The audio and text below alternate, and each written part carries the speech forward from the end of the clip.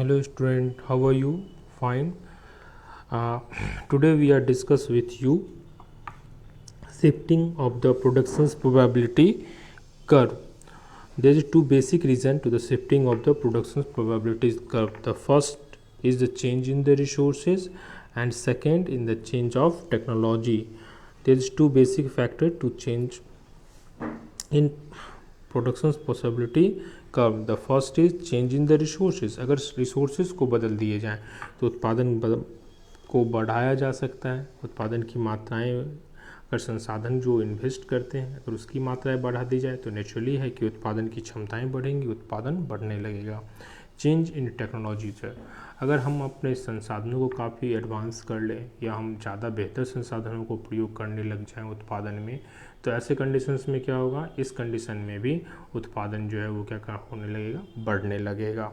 The change in resources, इस समय जो है दो बातें हो सकती हैं. पहला, resources gate increase and resources gate decrease.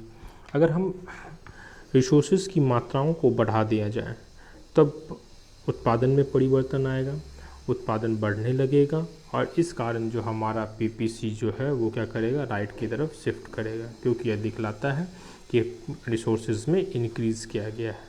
लेकिन अगर रिसोर्सेज गेट डिक्रीज, अगर रिसोर्सेज को घटा दिया जाए तो यह लेफ़्ट की तरफ शिफ्ट करने लगेगा, क्योंकि यह दिखलाता है कि रिसोर्सेज में हमने जो संसाधन लगाए उसमें कमी की गई है. चेंज इन टेक्नोलॉजी, अगर हम टेक्नोलॉजी की चेंजेस की बात करें तो कहता है कि more efficient technology of goods X, more efficient technology for the goods Y and more efficient technology for the both goods X and the goods Y. अगर सिर्फ एक ही, अगर ज़्यादा एडवांस अगर कर दिया जाए, टेक्नोलॉजी बढ़ा दिया जाए किसी एक वस्तु के उत्पादन को, तो निश्चित रूप से उसके उत्पादन की क्षमता जो है काफ़ी तेज़ी से बढ़ने लगेगी, दूसरे की घटने लगेगी. लेकिन अगर ठीक इसी तरह से इसका अपोजिट, अगर दूसरे गुड्स में भी टेक्नोलॉजी का उपयोग कर दिया जाए, पहले गुड्स में नहीं किया जाए, तो दूसरे गुड्स की उत्पादकता या कह सकते प्रोडक्टिविटी बढ़ने लगी, पहले की घटने लगेगी. और अगर दोनों में लगा दिया जाए तो दोनों की उत्पादन क्षमता जो है वो काफ़ी तेज़ी से बढ़ने लगेगी. इस कारण हम कह सकते हैं कि पीपीसी जो है वो शिफ्ट करता है जब या तो रिसोर्सेज की मात्राएं को बढ़ा दी जाती है, quantity of the resources are increases and the technology are the increases, the PPC shifted.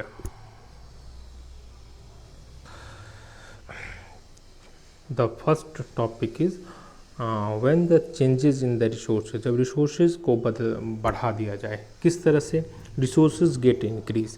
अगर हम resources को increase करते हैं तो इसका रिजल्ट क्या होता है.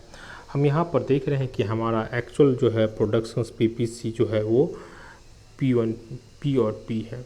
यहाँ पर जब हम गुड्स X और गुड्स Y की हम बात करते हैं तो हम देखते हैं कि जैसे ही प्रोडक्शंस P को P1 कर दिया गया, यानी इसको इंक्रीज़ कर कर P को P1 कर दिया गया, तो इसका मतलब क्या हुआ कि P1 जैसे ही इंक्रीज हुआ P से P1, यह जो है राइट की तरफ शिफ्ट कर गया.